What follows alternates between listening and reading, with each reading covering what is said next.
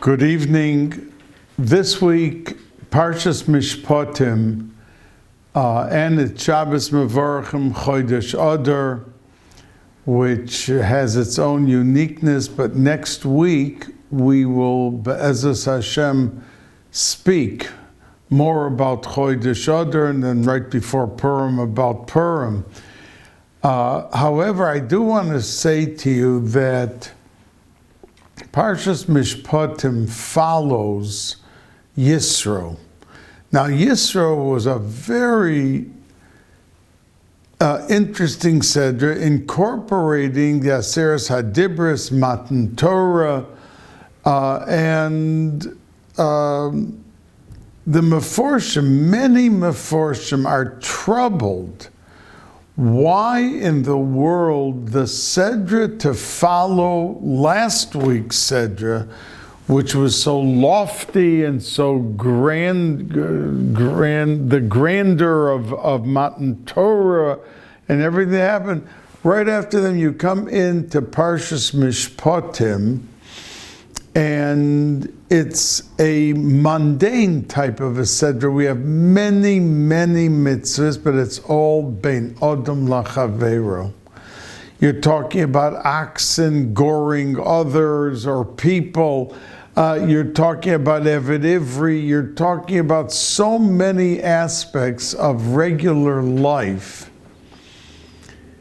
It seems almost diametrically opposed to the last Sedra. And the Meforshim asked that very question. As a matter of fact, the first Rashi of our Sedra says, Ve'ela ha-mishpatim asher tosim lifneim, that the rule is that the word Eila, if a parsha begins with Eila, as Rashi says, it passels up the Rishonim. It means it severs its connection with anything before, and it starts new. Ve'ela, like our parsha, it is a continuation. There is an attachment. It's moisif al harishonim. So that makes even the question stronger, because if there is such a parsha describing the heavenly life, the Klal Yisrael after the two first Dibris, Parcha Nishmasan, their souls divested and left them. They couldn't take that level of holiness. And they begged Moshe Rabbeinu to convey to them the rest of the Dibris, and that he would hear it from Hashem, because they couldn't take it. Now, at that level, Ve'ela means that at that level it wanted to continue into the material and into the psukim and the substance of this parsha. Almost equal. And the Meforshim indeed say that since Bein Adam lachavero is something that we look at as everyday, mundane, simple. So Rashi says that, why does it say ve'ela? Because just ma'elu misinai, that just like the parsha before in Yisro was understandably heavenly, and it was from Har Sinai, Af elu misinai, that these things dealing with bein Adam lachavero are also completely misinai. Now, these Meforshim continue to explain, because when somebody loses a wallet and you find it on the street, you think it's a nice gesture. You're taking the time to find the person, to make a phone call to him, to look for an address, to bring it back to him. But you wouldn't equate the quality of that mitzvah with Har Sinai. That's heavenly. So that's what Rashi is coming to tell us. A person has to attune and has to accustom his trend of thought that there's no such thing as Torah, and another thing in Torah, one being preference and the other being secondary. That is the message.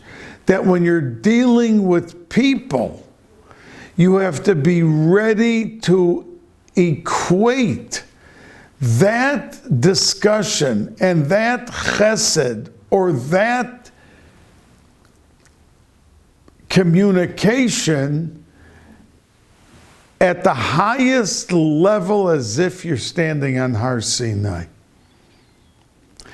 And it's very hard sometimes to do. You know that Rabbi Yisrael Salanta in his Yortzeit is always Parshas Mishpatim. So when he became old and he didn't go to the matzah bakery anymore, and when he went to bake matzahs, there was such hiddur and such chumrah that it was unbelievable. So when he became too old to go to the matzah bakery, the people who went on his behalf said, Rebbe, will you remind us of the chumras that you want us to be very careful with when we make your matzahs?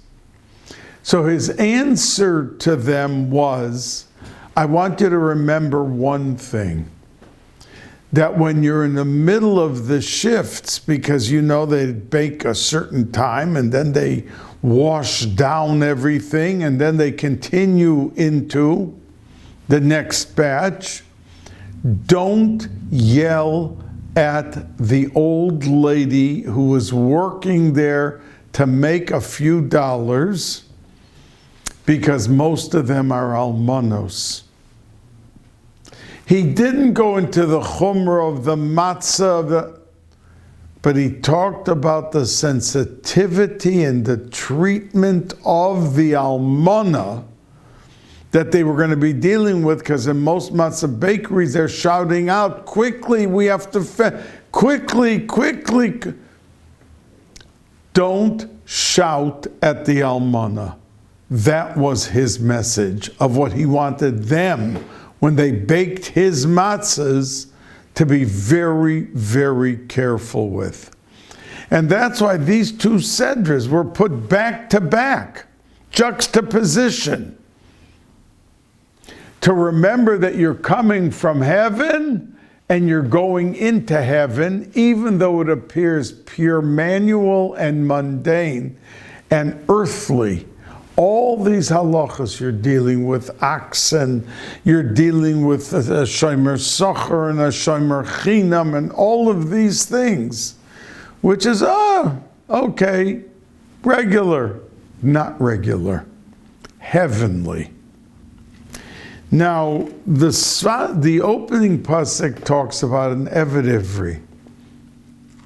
And we know that if you take a look in the Gemara in Kedushin, Tosfos even says, the Gemara says that whatever a person, you cannot have a servant, a slave, and sit there eating a rib steak and giving the slave who's eating at the other side of the table some vegetables and some spaghetti. If you're eating a steak, the Gemara says, beferish, that what you eat, he has to eat. What you sit on, he has to sit on. How you sleep, that's how you can't give him some thin mattress and you're on a very comfortable, expensive mattress, but there has to be the equality of treatment to maintain. Yes, he was sold and he's there for 6 years until Yovel, and he then goes free, but he did something, he stole money or whatever, he got sold, excuse me, into being a slave, but we have to maintain his dignity and the frame of mind that his essence as a human being. Yes, you tripped, you're paying a price for it, but treatment will be at the highest level, equal to the Adon, equal to the master, equal to the Balabas. And Tosfos in Kedushin says that even if a person has only one pillow, then he can't take it for himself and bundle up some towels or whatever for the slave to have a pillow. He has to give him the pillow, and he takes the towels or whatever he's going to put under his head. So we see the lesson in treatment of people. And you know, many have a maid in their house, many have workers in their store or in their business. And the concept of how to make another person feel good and feel like a mensch is prescribed by the entire instruction and detail of our parsha in discussing the slaves.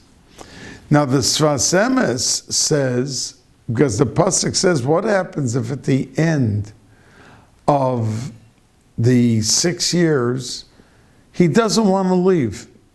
The slave is comfortable and he wants to remain until Yovel. Yovel could be 3 years later. Yovel could be 40 years later. Maybe there was just a Yovel a couple years before. But he wants to remain. So his Adon has to take him over to the doorpost and has to insert an awl at the lobe of his ear. And Chazal say, because you heard on Har Sinai, you're supposed to be my Eved. Hashem says, not someone else's Eved. And if you got yourself into such a position and you now want to stay even further, so you could stay, but there is a action which is bound to the ear. So the Sfas Emes asks, why the ear? His whole frame of mind, why he was sold and why he wants to remain now, has to do with his intellect, his thinking process.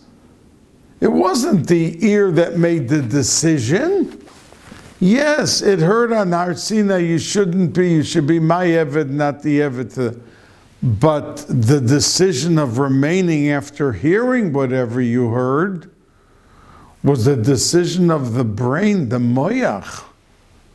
So says the Sfas Emes, that the reason for it is what I said to you by Parshas Yisro from the Chazal, that when a person is spoken to, his goal is to internalize what he hears. Many times, someone will be meeting with a tzaddik or meeting with a rov, and the rov will suddenly stop and ask the person, do you hear what I'm saying to you?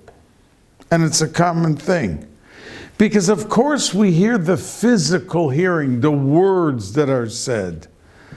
But how seriously are we taking those words, and how much are we making it part and parcel of ourselves, our daily lives? People sit by every Shalosh Shudas by Rebbes, and the Rebbe is talking about Shovavim, or about Tahara, or he's talking about Limud HaTorah. Did that person leave that drasha with one iota more of learning another 3 lines of Gemara than he would have normally learned the week before. Did it touch him? Was it meaningful to him? And that goes from that type of height, a drasha, a rebbe, a rav, down to our own conversations with another person. Does the person feel that you're sincere and you're listening to him? Does the person feel that it made a difference in his day that you took the 5 minutes to talk to him? So says the Sfas Emes, that's the reason that we pierce the ear with the awl, A-W-L.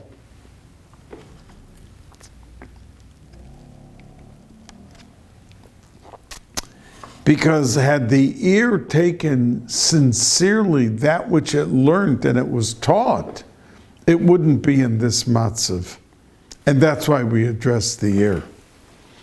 Now, the pasuk says in our seder, "V'shochad lo sikach, v'gercha lo salachetz." In one pasuk, and we just got done saying that when a vav is the beginning of the word, and it's a different topic, that means there's some connection to the first part, and especially if it's in one pasuk. So we first start off and say you should not take a bribe. And then the pasuk goes and says, a ger, you're not allowed to oppress. Now, oppress could mean that when you have 5 people sitting at a table and a ger comes and sits down to eat, that the ger feels already he's being treated second class. Ger, we're Yidden and but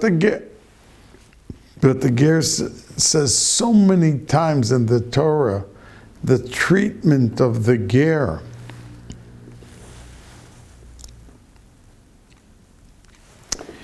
And the reason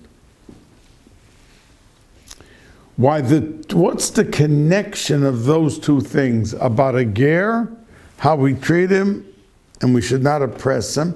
Because if you're making him feel second rate at that table, that's called pressure. You're making him uncomfortable to sit there. He feels there's a difference. But if when he sits down, he says, "Oh, welcome, what can we do for you? You want us to get you some extra there?" He feels he's one of the boys, he's one of the people. So one of the Mefarshim says a very interesting thing, that it seems so diametrically opposed one to another. Taking shochad, we think of shochad that a judge is pocketing money to be influenced, or a teacher. A rich man wants his son treated extra special, so he keeps buying gifts for the poor Malamed who could use the gift or use the money. That's a form of shochad. In other words, others are in a classroom, they're supposed to be treated equally well.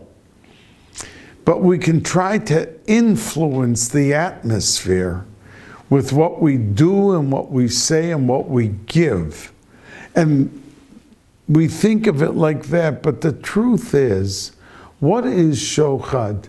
A person's supposed to think straight. He's supposed to paskin. He's supposed to treat children in his class a certain way. If the influence of the samach mem, of the Yetzer Hara comes in and gets him to deviate from normal practice and normal behavior of fairness and equalness of treatment, that's the Yetzer Hara moving away from the normal to the abnormal. Now, a ger If we mistreat him, it's the Yetzer Hara that's doing it. There's so many mitzvahs, I say, so many times it's repeated and repeated and repeated in the Torah about a ger and how we treat them. And if he doesn't treat them nicely, we have to step aside and take a look at ourselves and realize that the Yetzer Hara is taking hold of us and influencing us and how our actions in dealing with this ger are. And that's why it's in the same pasuk with v'shochad lo sikach v'gercha lo silchotz ki gerim heyisim be'eretz Mitzrayim. That it's both coming and stemming from the source, the Yetzer Hara and the Samach Mem, influencing you to deviate from normal, proper behavior in both cases. Now, there is a halacha in our Sedra that says, Achrei Rabim Lahatos. That means if you have 3 judges adjudicating a din Torah, making a decision, and 2 of the 3 feel one way, and the 3rd one, singular, feels a different way. So the pasuk tells us that majority rules, that you go after what the majority is.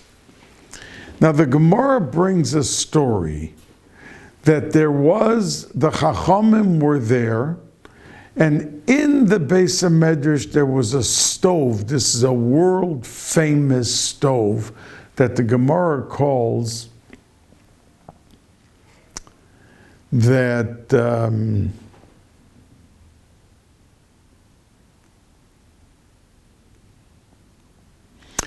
just bear with me a minute and it's going to come to thought.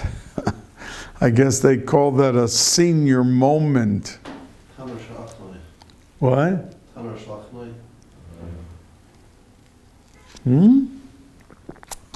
No, what the name of the stove was? No. It was a Tanner, but it was a famous Tanner. Tanner shel Achinoi. Thank you. And what happened? They were sitting there and someone passed by and dropped truma into it. The Chachamim held that it became tamei. The truma, you could not have a kohen eat it. But Rabbi Elazar Reb Hyrcanus held the opposite, that it was tahor. So the Gemara goes through dramatic debate. Rabbi Elazar Reb Hyrcanus says, if I am right and it's tahor, let that stream of water that out the window you can see there's a mountain and there's a stream going down, let the water suddenly go upward, which is not natural. It's like chutz l'derech hateva. And that will prove to you that I am right and that it is tahor. And it happened, but the Chachamim did not accept it. So then he said, you see outside, the Gemara brings, you see outside there is a tree that is so thick and so old, and its roots are so deep. I wanted to fly away, and in a second later, the tree took off like a bullet and flew away. And the Chacham still did not accept it. So then he said, let there be a baskol. In other words, a heavenly voice that come out from heaven, and suddenly there was a thundering voice from heaven that said to the Chachamim, what are you starting up with Rabbi Elazar Reb Hyrcanus, who is, we paskin like him in everything. So why are you arguing with him? And it was a baskol, a heavenly voice. But they said, no, Torah lo bashamayim, that we don't paskin from heaven, and they didn't accept the heavenly voice. So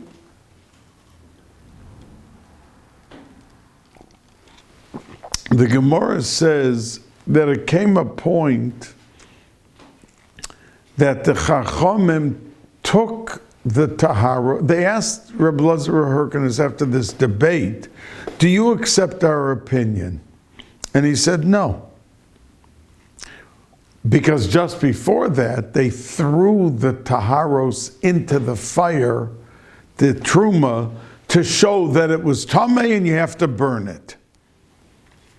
So the Yerushalmi asks a question. V'halo yoda Rabbi Elazar Reb Herkinis, that in Parshas Mishpatim, our Sedra of this Shabbos, it says Achrei Rabim Lahatos. That means the fact that he debated them, that was 100% okay. That means in every halacha you can have the debate to prove why this, why that, the tahor, kosher, treifa. But after the debate is over, we have a rule, Achrei Rabim Lahatos. So the Yerushalmi asks that about Rabbi Elazar Reb Herkinis. Why didn't he accept what and it was so severe that when the Chacham heard he would not accept their opinion, they put him into Cherem. And all over Shas you find the statement, Rabbi Elazar Shamutehu, that Rabbi Elazar is in Cherem. They put him in Cherem because he wouldn't accept their opinion. And that was the kasha of the Yerushalmi. Didn't he know that after the discussion was over, he had to give in and accept their opinion? So that's the question. And the Korban Eda on the bottom of the page in the Yerushalmi answers and says that Rabbi Elazar Reb Herkinis held that the majority rule applies. It's about a Bezdin, and we know that there are rules for Dayanim. For instance, if somebody comes before a Dayan and he wants to speak for an hour, you have to, and they let him, then the other guy who may be younger or less important has to also be given the hour. If one is standing or one is sitting, likewise, it's got to be equal. And there's a whole page in Shulchan Aruch how you have to execute the equality in a Bezdin. And since this halacha was said in the midst of discussion about a Bezdin, so Rabbi Elazar Reb Herkinis held that they went in front of my face and they burnt the truma? They should have waited till I walked out. There has to be sensitivity. And if there's no sensitivity, then I do not have to take the halacha of Achrei Rabim Lahatos and follow it. And that's why he did not accept the majority opinion. What do we learn from this story of the Gemara? How careful we have to be. I mean, this whole story ends up with the bottom line that you held it was Tameh, wait till he leaves. I mean, after such a debate, that a heavenly voice comes out, Min HaShamayim, all this dramatics. Wait till he leaves in 5 minutes and then go burn it. But you went while he's standing right there in the heat of the debate and you burnt it. You lacked sensitivity. And that causes many of the problems that we have, that we bring on our own selves.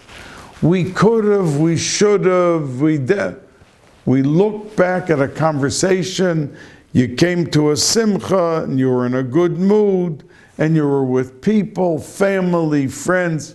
What did you have to say to that person in the middle of the discussion that you knew he was absolutely broken by what you said?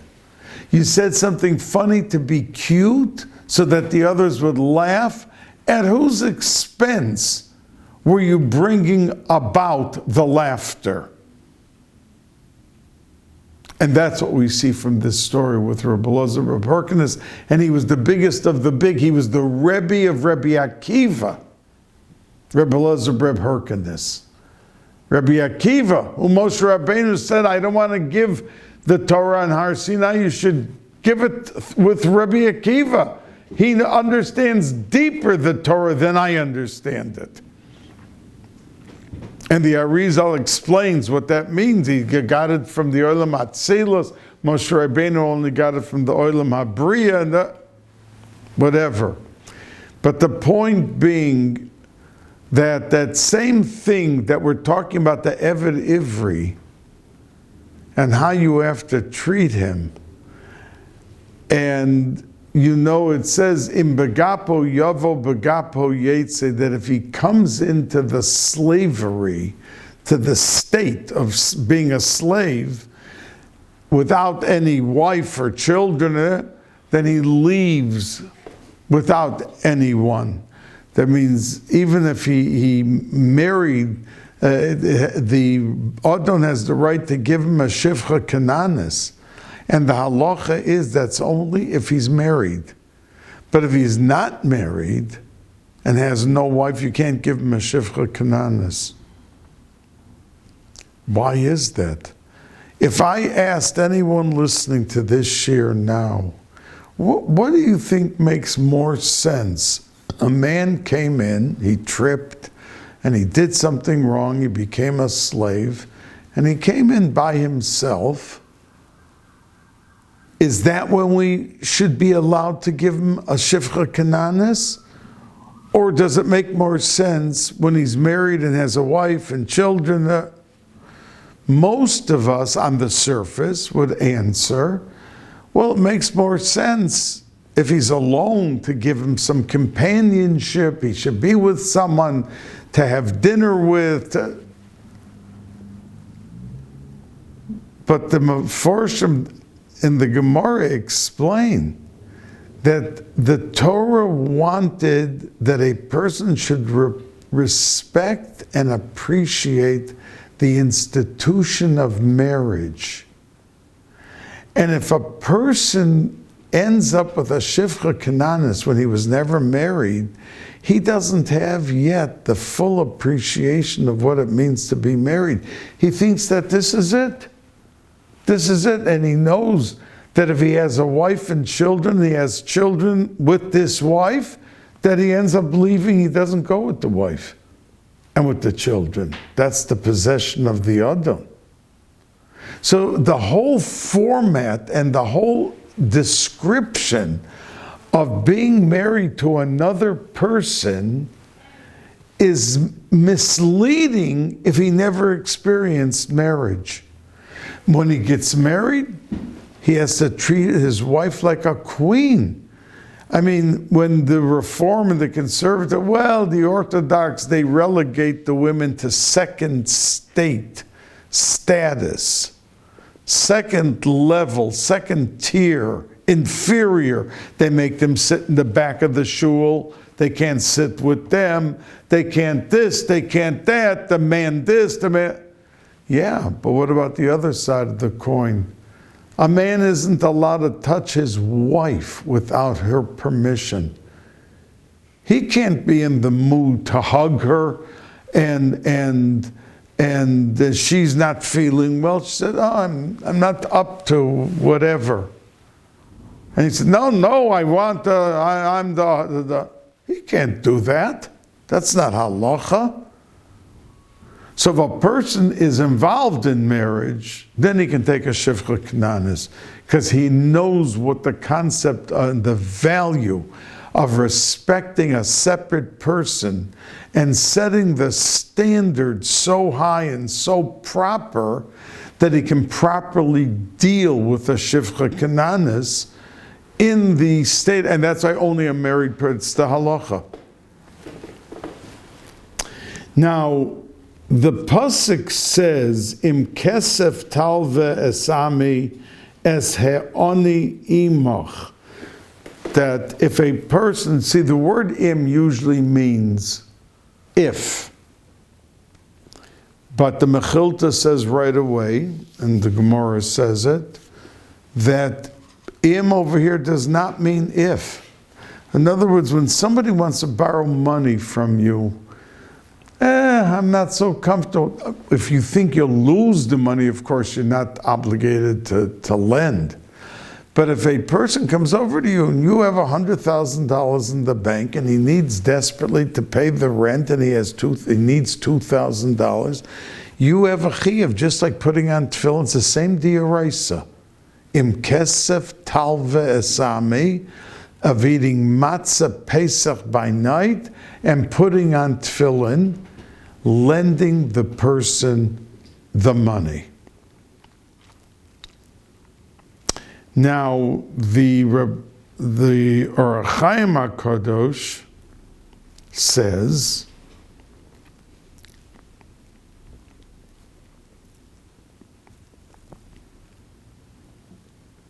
that, and I forgot to tell you that im begapo yavo begapo yetze, the Zohar Kodesh said that's going on the neshama al pi Kabbalah, which means that if a person comes down to this world, as we know, filled from the Arizal and from Svarim and everything, the neshama is only a palga de gufa.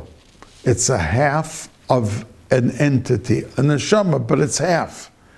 When it marries, then it unites with its other half and becomes a shalem, like a total entity of neshama.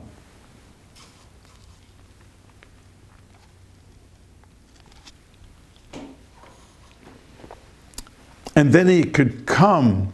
And that's how the Zohar Kodesh teaches that whole parsha of a Gilgul, that somebody comes back. If he didn't get married, then we have to try our best to be mekayim the mitzvahs. And of course, being married is a mitzvah, and there is a chiyuv. But says the Orach Chaim HaKadosh that the pasuk, when it says Im kesef talve esami es he'oni imach, the per man is with you. So the Orach Chaim HaKadosh, and I want to remind you that the Orach Chaim HaKadosh was so holy that the Baal Shem Tov said that he has to get to Eretz Yisrael just to meet and be with the Orach Chaim HaKadosh, because the Baal Shem Tov said on himself that he was only a bechina of nefesh, which is the lowest of the five. But the Orach Chaim HaKadosh was a bechina of ruach. And he said that the chibur of my meeting and seeing him face to face is going to force Shamayim to bring Mashiach, the Geula Shlema. So the Baal Shem Tov tried 4 times to get to Eretz Yisrael, to the Orach Chaim HaKadosh, who's buried on Har HaZeisim, and he lived only 2.5 years in Eretz Yisrael, and he was very rich, and every Thursday he used to give out meat to the other Talmidei Chachamim who could not afford meat for their Shabbos table, and he used to distribute the money. But he was obviously, can imagine if the Baal Shem Tov said such a thing on him, who the Orach Chaim HaKadosh was. And as I've told you in the past, he was one of 6 people who got forever the title Kadosh. And even the Avos were not called Kadosh, even though they were. But the title, only Yosef HaTzadik, the only one called Tzadik, which means Kadosh. but they were all Avram Avinu, Yitzchak Avinu, Yaakov Avinu, Moshe Rabbeinu, Aaron HaKoyen, David HaMelech, but not tzaddik. Only Yosef HaTzaddik, because of his unbelievable level of Kedusha, which made him the mashbir, the one who is able, because Parnasa comes from your level of Kedusha, and that's why tzaddikim, their zoicha, that malachton, their work is done al yedei acherim, because to come to Parnasa, they're at the level of Kedusha that it comes to them like a person breathes.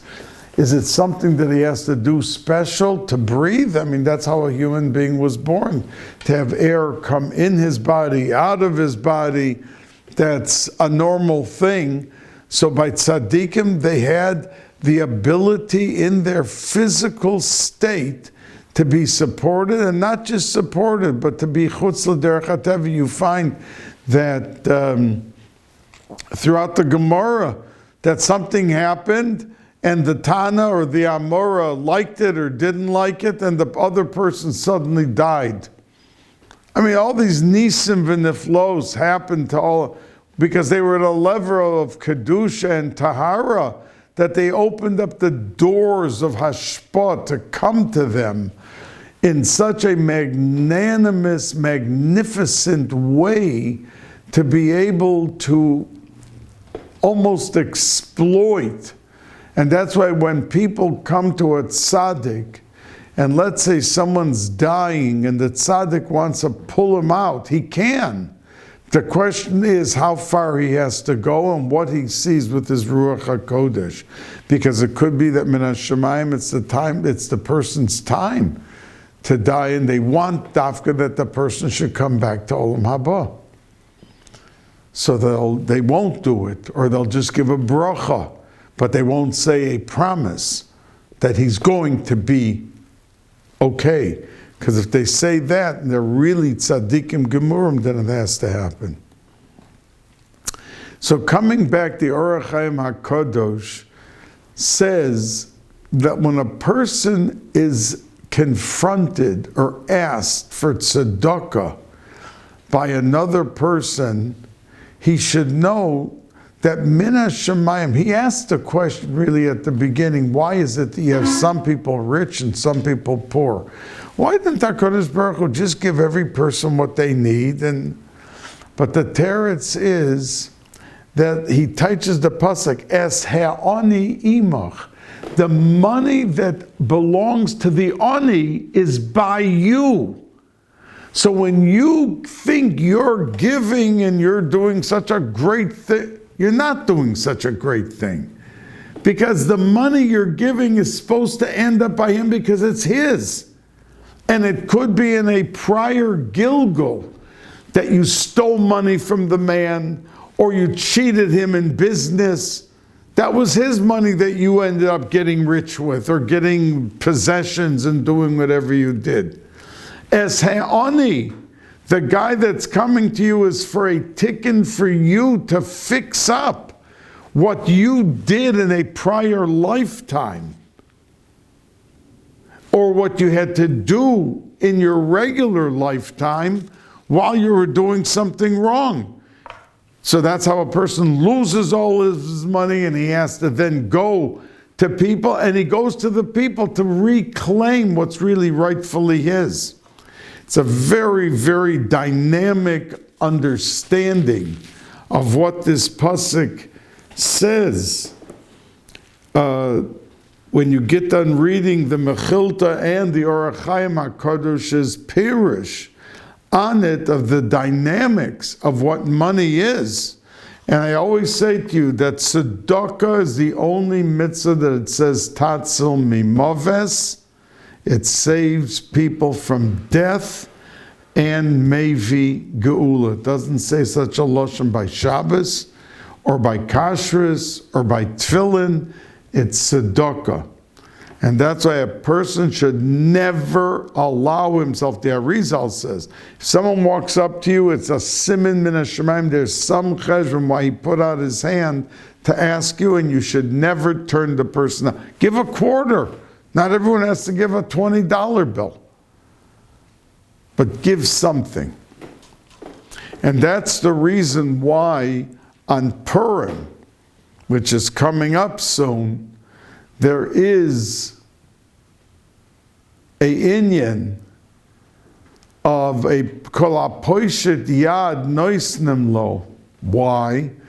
Because the key to a lot of success in either fixing up a problem that the person had in this lifetime or a different lifetime is specifically through the mitzvah of tzedakah.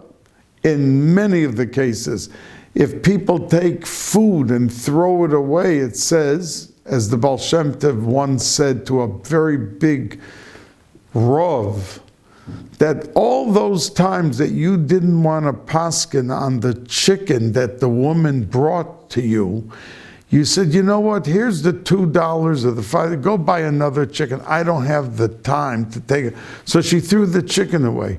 But that chicken's neshama went up to Shemayim and said, my whole existence was one thing, to be shechted and have a bracha made on me and to make a bracha achroina.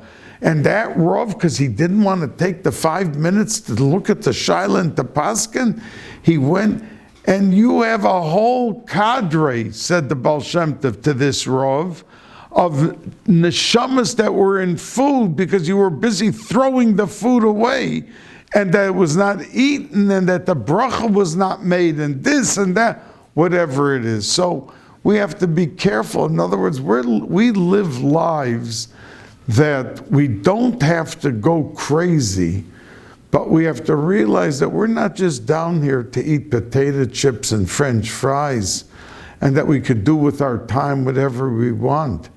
We're very accountable for all that food, like I just said, and everything that we encounter, to make sure that we are properly dispensing our efforts and our time to make worthwhile upgrade and to uplift to the level where these things have to be. And as a matter of fact, that Rav so brings Rav Zevin and Sipuri Chasidim, that the next week the same thing happened, and he had a Suda, and the people said, you know, there's so much food here and everything.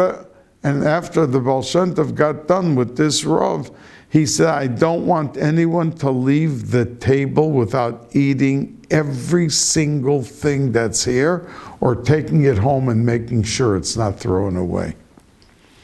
Now, there is a pasuk in our Sedra that says, by a Yasam and an Almana. Now, the Torah 15 times admonishes and warns people that they be very careful in how they treat a Yasam and an Almana. And the pasuk says in our Sedra, Kol Yasam v'Almana, Kol Almana v'Yasam, Lo Sa'anun, you should not oppress, make uncomfortable, make feel pressured, bad. Why? And the pasuk continues, Ki ane sa'ane oso, that if you do oppress him, shamo ki yitzak tza'ok yitzak elai, that when he cries, when the Yasam or the Almana cries to me, shamoa eshma tzakoso. Now, if you know what topology is, when two words are repeated, in other words, when you say ane sa'ane, you could have just said ane, that if you panic, if you pressure him, or you make him feel bad. Why did this pasuk 3 times? The Chavetz Chaim used to talk about this, what I'm saying to this is his word, many others. The Kosher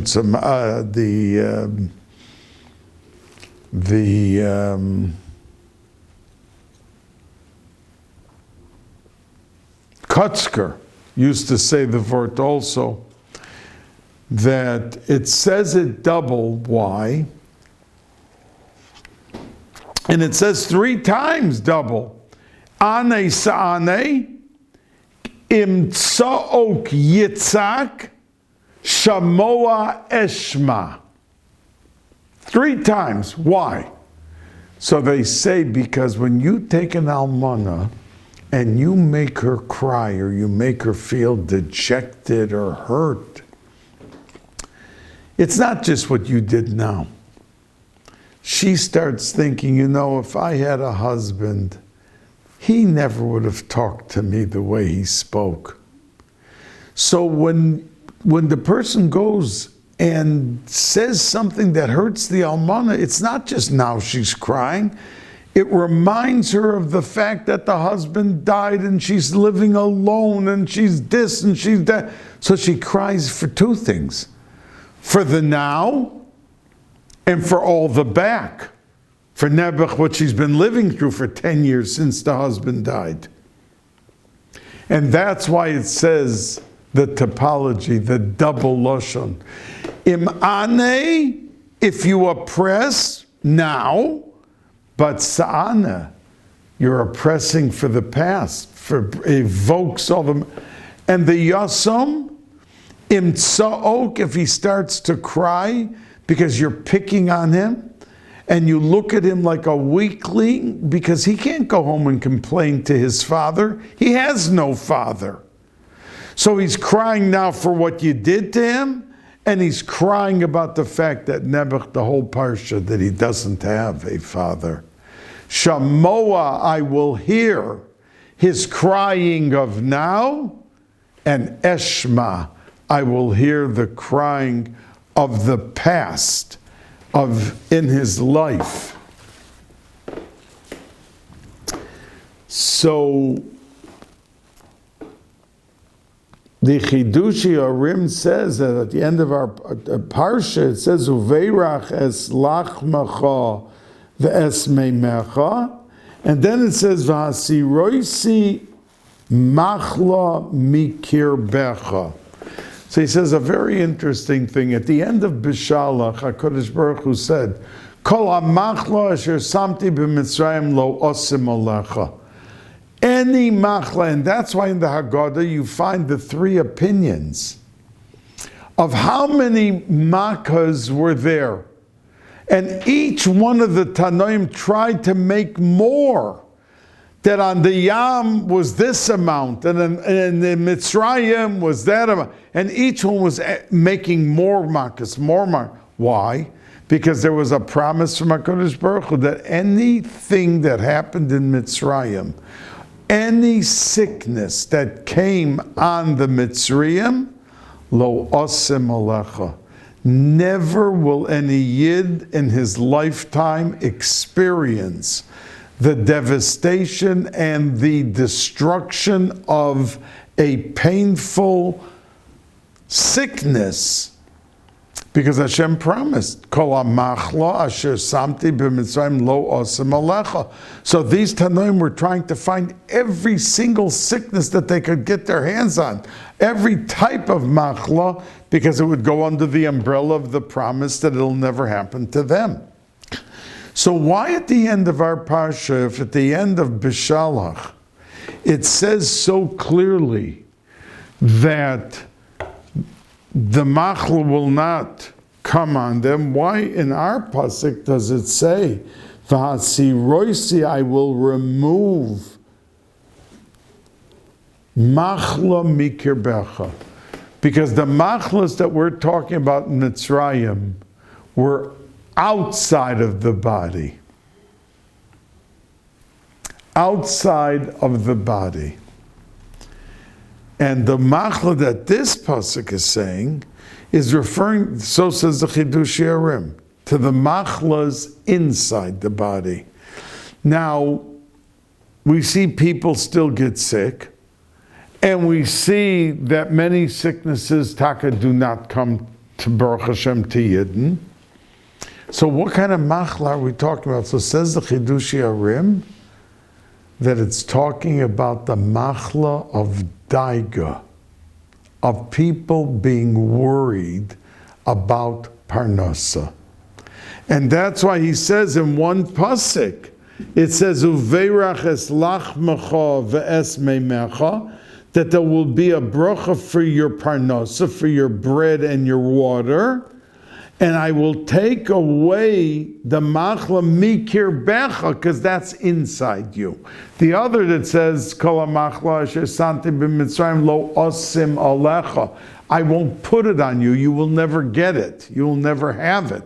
Over here, we're talking about the machla, and the Chidushi Arim says that this is a specific bracha that after everything of our parsha that we are talking about so much, bein adam lachavero,